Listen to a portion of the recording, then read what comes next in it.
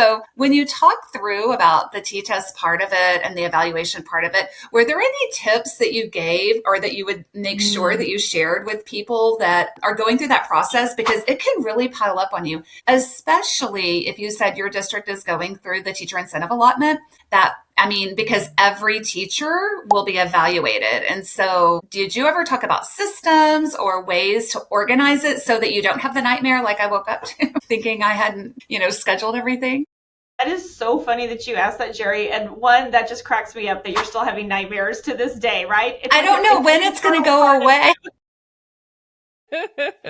But yeah, it's almost like you've been a fly on the wall at our principal meetings this year, because this year we have our monthly principal meetings, our all-level leadership meetings. And every single month this year, our leadership development team has been in front of the crowd, so to speak, because this is a room of about 200 people when we meet. Mm-hmm. And leading them through different aspects of the T-TESS process. And so a lot of it, the main bulk of it, is the learning of calibration and making sure we're giving good quality feedback. But there's also that strand, that compliance timeline, all of those details, the little details, because boy, it'll eat your lunch if you do get behind. So we started all the way back in July last year when our administrators first came back.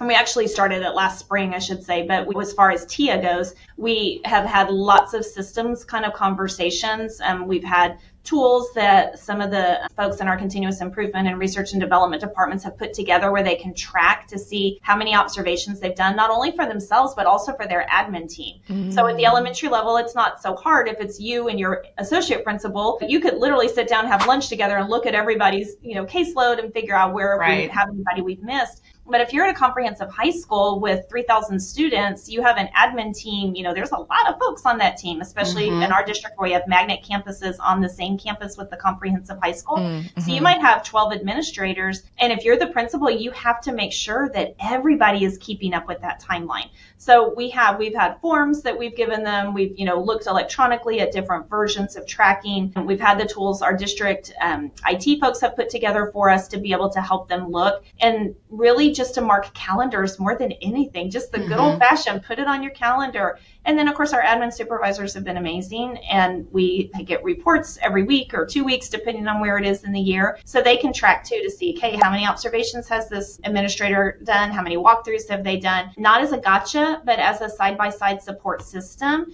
Because there are times, maybe there's an administrator who went on a medical leave, for example, and was out for a few months. Right. And our admin team has had to help with that. So those are some of the systems that we've put in place to make sure that no teacher fell through the cracks.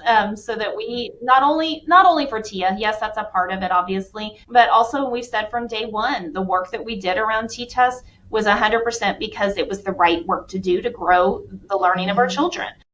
Right. TIA is just a side product of that.